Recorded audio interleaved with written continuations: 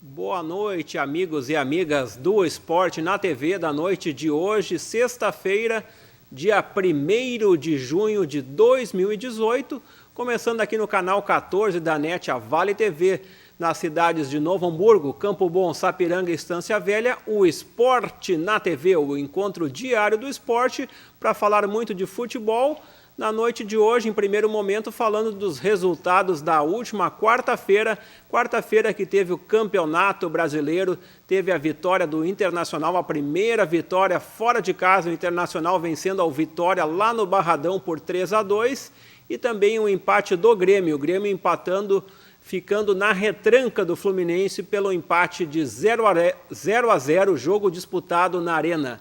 Teremos na próxima segunda-feira, às 20 horas, aqui na cidade de Novo Hamburgo, pelo Campeonato Brasileiro da Série D, segunda fase, jogo de ida, o jogão entre Esporte Clube Novo Hamburgo e São José, o anilado mirando uma vaga lá no final, mirando uma das 4 vagas rumo à Série C do Campeonato Brasileiro. Novo Hamburgo que voltou a treinar hoje no Estádio do Vale, se preparando para esse grande confronto. Os ingressos continuam à venda na Secretaria do Esporte Clube Novo Hamburgo, de forma antecipada ao preço de R$20.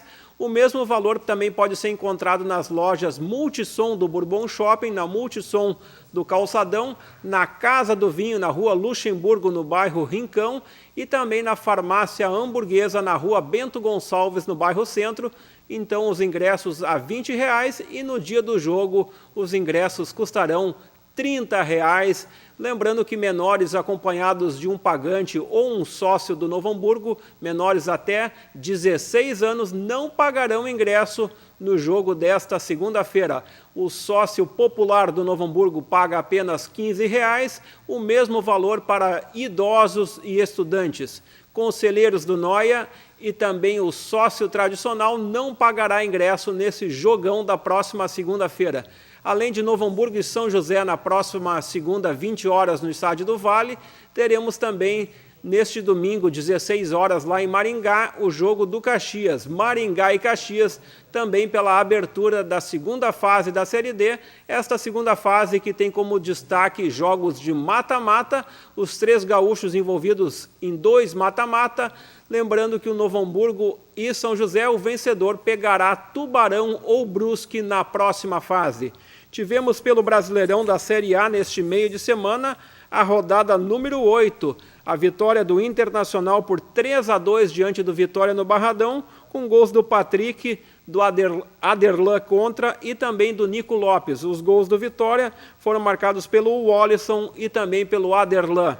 Tivemos também Vasco da Gama 1, Paraná 0, e o Sport Recife vencendo na Ilha do Retiro por 3-2 o Atlético Mineiro, o Sport adversário do Inter, na tarde deste sábado, 16 horas no Beira-Rio.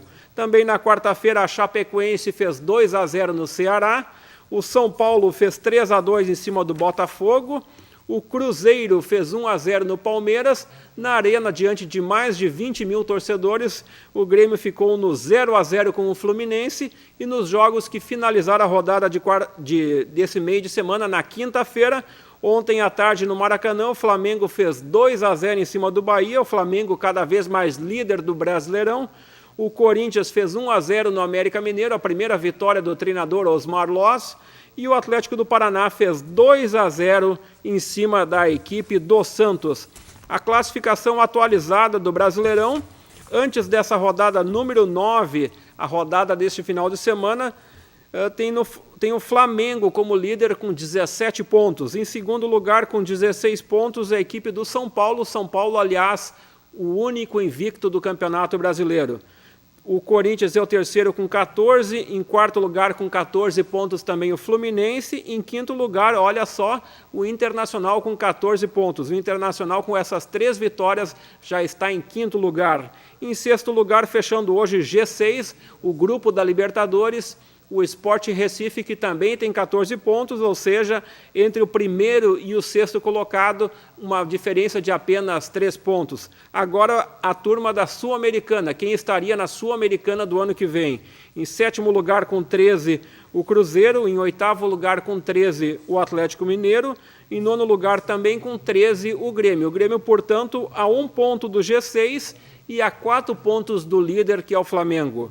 Em 10º lugar, o Palmeiras com 11. E em 11º lugar, com 11, também o Vasco da Gama. O Vasco da Gama que tem um jogo a menos, assim como o Santos. Em 12º lugar, fechando a turma da Sul-Americana, outra equipe mineira, o América, com 10 pontos. Na zona intermediária, em 13º lugar, o Atlético do Paraná com 9. 14º lugar, Botafogo do Rio com 9. Em 15º com 9, o Chapecoense. E em 16º, na zona do limbo, ali estaria livre hoje do rebaixamento, a equipe do Vitória com 8 pontos. Em 17º lugar, com 8, o Bahia.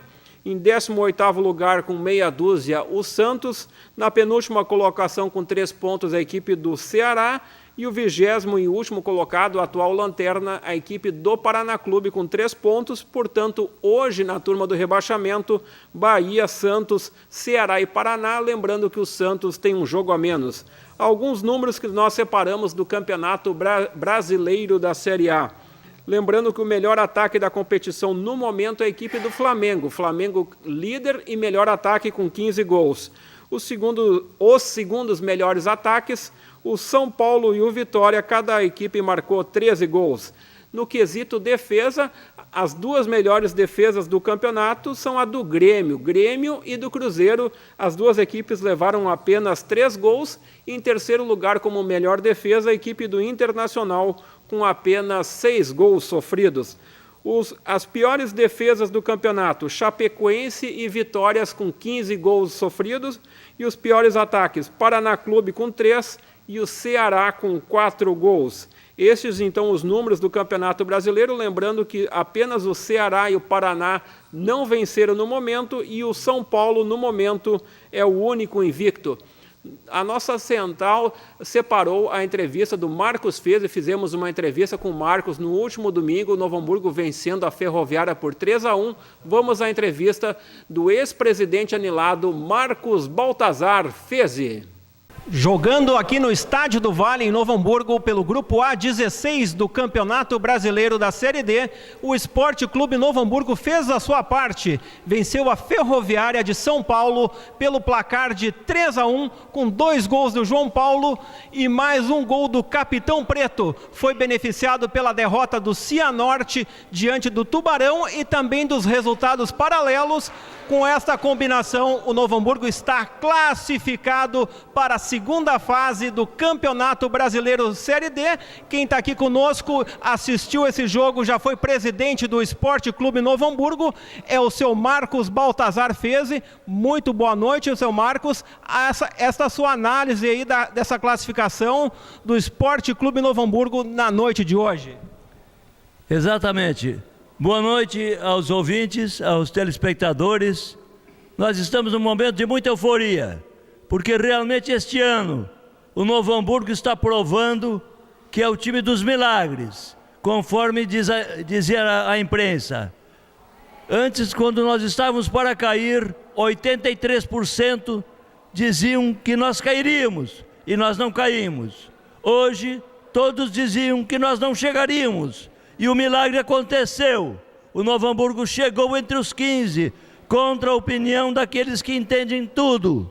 Mas o futebol é feito de garra, de muita pegada. E o Novo Hamburgo tem pegada, tem futebol. Sem medo de ser feliz, o Novo Hamburgo conquistou a vaga. Muito obrigado aos telespectadores. Este, então, o Marcos Baltazar Feze, grande dirigente, grande ex-presidente do Esporte Clube Novo Hamburgo, uma das grandes figuras marcantes na história do clube anilado. Lembrando então que Novo Hamburgo enfrenta o São José segunda-feira às 20 horas no Vale, já tem o trio definido, o juiz será o Patrice Wallace Maia, o juiz do Rio de Janeiro. Nós falamos com o treinador Paulo Henrique Marques. Depois do jogo, o Paulo Henrique fez uma análise da campanha do Novo Hamburgo até o momento e também uma projeção para essa segunda fase do Brasileiro Série D. Vamos à entrevista do Paulo Henrique Marques. Consistente, sim, e nós já tínhamos feito um jogo, eu acho que o nosso melhor jogo nós fizemos em São Paulo primeiro, né? Tivemos 25 minutos de um futebol oscilando bastante, mas depois a gente tomou conta do jogo e fez um grande jogo. O primeiro tempo do jogo lá em Cianorte foi muito bom também, a gente perdeu várias oportunidades. E o segundo tempo do Tubarão, nós precisávamos fazer um jogo bom, consistente dentro de casa, né, que nós não tínhamos feito ainda, por vários fatores, né? A pressão de ter que ganhar em casa, ter que atacar, a gente não ter que ficar esperando, não especular, né? E outra que, por ser uma equipe que está se formando, ela precisa ganhar. E você não sabe o que foi bom ter ganho a última partida, como foi os treinamentos, muito melhores, com mais confiança, com mais os jogadores com muito empenho, coisa que eles já tinham tendo, só que a confiança não tinha, né? E nós precisávamos uma primeira vitória. Ganhamos a primeira, hoje eu tinha certeza que iria ganhar.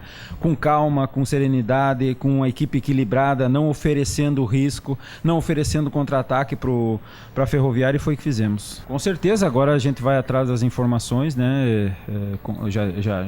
Já tínhamos algumas coisas aí definidas, que tinha 5 ou 6 adversários mais ou menos que a gente achava que poderia pegar, né? E um deles era o São José.